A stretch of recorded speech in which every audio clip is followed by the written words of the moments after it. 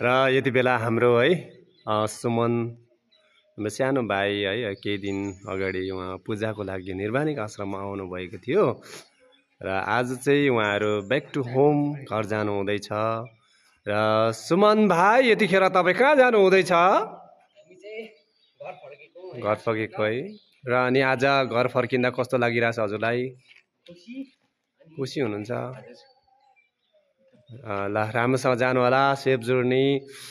अनि आज हाम्रो उता है सुमन भाइको उहाँको मम्मी आउनु हुँदैछ पछाडि, अनि अगाडि कल्पना र म चाहिँ पूजामा गएको।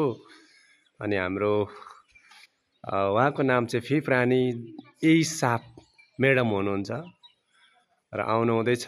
तपाईहरु आइदिनु होला हो। अनि म्याडम हजुर अहिले कता जानु हुँदैछ?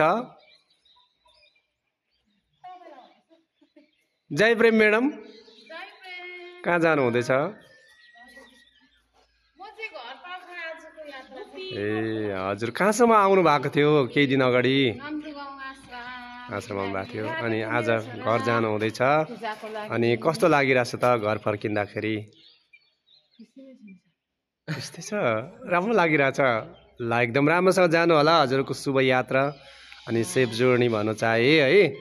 र अनि यहाँ हामी दुईजना चेली माइती चाहिँ पूजामा गएको। जाडो धेरै बढेको कारणले गर्दा हेर्नुहोस् है, निर्वाणिक आश्रममा धेरै चिसो छ। यसरी स्वेटर ज्याकेटहरू लगाएर हिँड्नुपर्छ, टोपी बोकिरहेको अवस्था। र अब हिँडेको हामी चाहिँ अहिले चाहिँ मङ्गले जानुपर्ने रहेछ। र उहाँहरूलाई एकदम शुभकामना व्यक्त गर्न चाहन्छु।